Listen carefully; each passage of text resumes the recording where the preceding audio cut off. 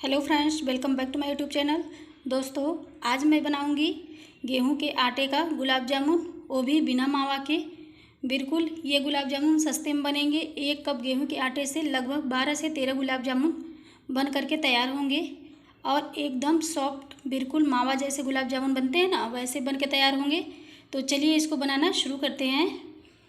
ये मैं गैस पे कढ़ाई रख दी हूँ, उसमें ये मैं 1 चम्मच देसी घी डाल दी हूँ। आप जो भी मिठाई बनाइए उसमें अगर देसी घी का इस्तेमाल करेंगे तो बहुत ही टेस्टी बनता है। अब मैं इसमें डाल दे रही हूँ, ये मैं नॉर्मल गेहूं का आटा है जिससे हम घर पे रोटियां बनाते हैं, वही गेहूं का आटा है ये। इसको मैं अच्छे से चाल के तब इस्तेमाल की हूँ। अब मैं इसको मीडियम लो फ्लेम पे इसको मुझे भूनना है, हाई फ्लेम पे नहीं भूनना है, नहीं तो आटा जल जाएगा और जो गुलाब जामुन बनाएंगे वो एकदम कड़वा लगेंगे, बिल्कुल भी टेस्टी नहीं लगेंगे। तो इस तरीके से मुझे इसको ध्यान रखिएगा, मीडियम लो फ्लेम पे ही भूनना है। तो चलिए इसको भून लेते हैं। इसका मुझे खाली कलर चेंज करना है, जलाना नहीं है। तो चलिए पहले इसको मैं भून लेती हूँ। तो देखिए 7 से 8 मिनट हो चुके हैं, इसको मुझे एकदम लो फ्लेम पे ही भुना है।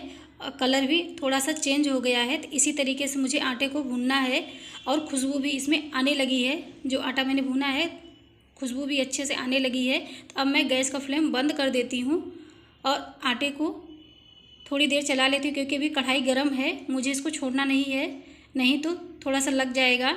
अब मैं इसको एक थाली में निकाल ले रही हूँ। निकालने के बाद इसको मैं ठंडा कर लूँगी। तो ये देखिए मैं थाली में निकाल ली हूँ। अब इसको रख देती हूँ साइड में ठंडा होने के लिए। तब से मैं इसकी चाशनी तैयार कर लेती हूँ। ये मैं एक भगोना ले रही हूँ छोटा सा।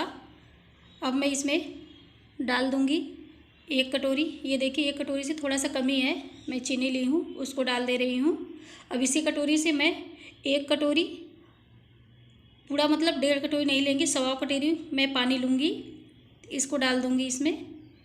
तो ये देखिए 1.25 कटोरी है ये, इतना मैं पानी डाल दे रही हूँ। आप कोई भी कप, कटोरी, कोई भी सेट मतलब इस तरीके से बना सकते हैं, नापने के लिए रख सकते हैं। अब मैं इसको चला ले रही हूँ और चीनी को मेल्ट होने देते हैं।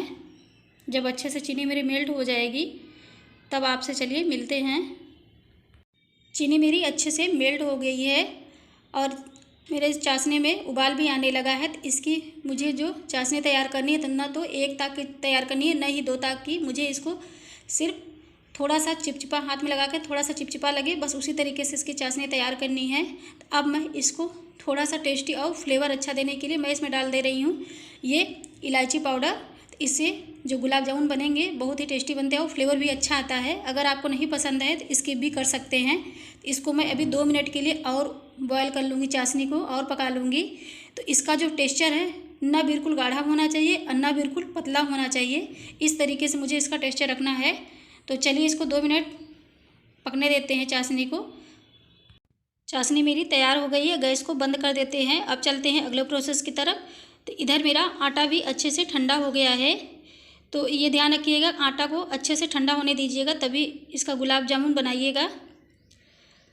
अब मैं इसमें थोड़ा सा और टेस्टी गुलाब जामुन बनाने के लिए मैं इसमें डाल रही हूँ, ये मैं ली हूँ 2 चम्मच मिल्क पाउडर। इससे जो मेरे गुलाब जामुन बनेंगे एकदम मावा जैसे टेस्ट आएगा, उसमें लगेगा ही नहीं कि आप आटे का बनाए हैं। बिल्कुल मावा का जैसे गुलाब जामुन बनते हैं ना, उस तरीके का टेस्ट आएगा इसमें। अब इसको मिक्स कर लेते हैं। अगर आपके पास नहीं है तो स्किप भी कर सकते हैं, अगर हो तो डालिएगा ज़रूर, बहुत अच्छा टेस्ट आता है इसमें। तो आगे मैं बताऊंगी अगर आपके पास नहीं है तो क्या इस्तेमाल करना चाहिए।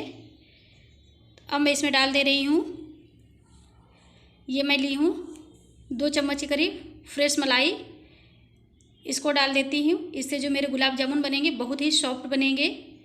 तो अगर आपके पास मिल्क पाउडर नहीं था तो आप मलाई बढ़ा के थोड़ा सा 3 चम्मच 4 चम्मच के करीब ले लीजिएगा, बहुत ही टेस्टी बनेंगे, इससे भी बहुत टेस्टी बन जाएंगे आपके गुलाब जामुन। अब इन सब चीज़ों को अच्छे से मिक्स कर लेते हैं। तो ये देखिए ऐसे मिक्स करने के बाद ऐसे हाथ में अगर बांधेंगे तो लड्डू की तरह बन रहा है, तो समझ जाइए कि अच्छे से हो गया है। अगर आपका कम पड़ रहा है, नहीं हो रहा है, तो आप इसमें 1 से 2 चम्मच घी भी, देसी घी भी डाल सकते हैं। अब मैं इसमें डाल रही हूँ, ये मैं दूध ली हूँ, ये गर्म दूध नहीं है, खाली रूम टेम्परेचर जो दूध, नॉर्मल दूध होता है वही दूध है। तो अब मैं इसको थोड़ा थोड़ा डाल करके इसका आटा लगा लूँगी। जैसे आप रोटी के लिए आटा लगाते हैं ना, उस तरीके से आटा लगाना है। रोटी का थोड़ा सा सख्त आटा रहता है, तो इसको मुझे उस तरीके का नहीं, थोड़ा सा सॉफ्ट, उससे थोड़ा सा सॉफ्ट लगाना है।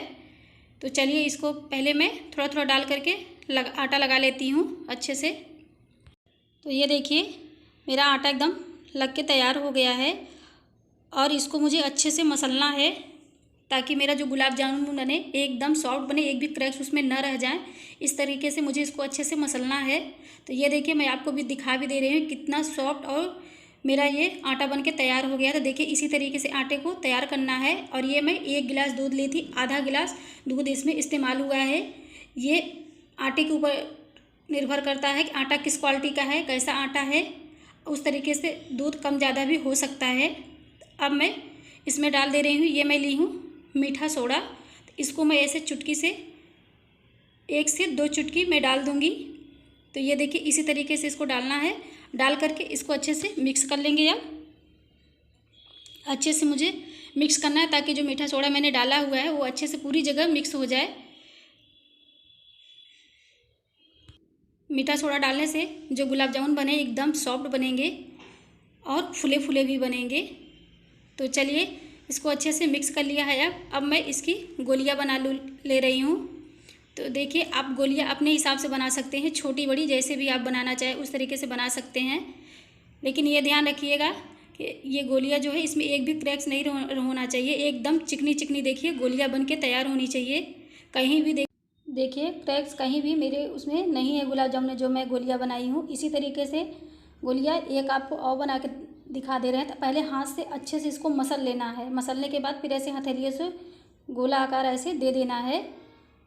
तो अगर क्रैक्स पड़ेंगे तो आपके जो गुलाब जामुन है फट सकते हैं तेल में और अच्छे से बनेंगे नहीं। तो ये देखिए मैंने इतना गुलाब जामुन बना करके तैयार हो गया है। एक कटोरी में मैं 12 गुलाब जामुन बन के तैयार हो गए हैं। तो आप अपने हिसाब से कम ज़्यादा कर सकते हैं। तो चलिए चलते हैं अगले प्रोसेस की तरफ। ये मैं गैस पे रख दी हूँ कढ़ाई रख के तेल गर्म होने के लिए। तो तेल को पहले चेक कर लेते हैं, थोड़ा सा आंच आने लगे तब मैं गुलाब जामुन को डालूँगी। तो ये ध्यान रखिएगा कि तेल बहुत ज़्यादा गर्म नहीं होना चाहिए, एकदम नॉर्मल जैसे तेल थोड़ा सा गुनगुना भर होना चाहिए, ज़्यादा गर्म नहीं होना चाहिए। और गैस को मुझे एकदम मीडियम रखना है, हाई नहीं करना है, ये बात का ज़रूर ध्यान रखिएगा। तो ये मैं 6 गुलाब जामुन एक बार में डाली हूँ और ये जो एक कॉटन का कपड़ा ले ली हूँ और उससे ऐसे कढ़ाई को धीरे धीरे आराम से करिएगा, नहीं तो आपके ऊपर भी तेल पड़ सकता है। तो ऐसे धीरे धीरे इसको करके ऐसे हिलाते रहेंगे तो आपके गुलाब जामुन है जो चारों तरफ से अच्छे से सुनहरे हो जाएंगे।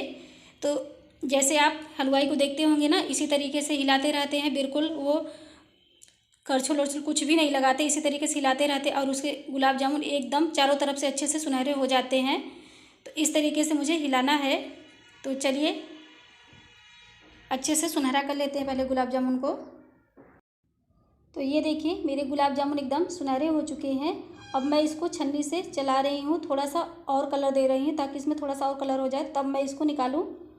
तो देखिए अब कलर एकदम परफेक्ट आ गया है। तो इसी तरीके से मुझे गुलाब जामुन को रखना है। तो देखिए मेरे किसी भी गुलाब जामुन आपको देख के भी नज़र आ रहा होगा, किसी भी गुलाब जामुन में मुझे क्रैक्स नहीं पड़े हुए हैं। तो अगर आप अच्छे से गोलियां बनाएंगे तो आपके गुलाब जामुन में भी एक भी क्रैक्स नहीं पड़ेंगे और गुलाब जामुन एकदम परफेक्ट बनेंगे। तो अब मैं इसको ये जो चाशनी बना के रखी थी गरम गरम ही इसी चाशनी में डाल दूँगी। तो मुझे निकाल के नहीं रखना है बाहर, इसको डायरेक्ट उसी चाशनी में डाल देना है। अब मैं इसी तरीके से दूसरा बैच भी डाल करके तैयार कर लेती हूँ।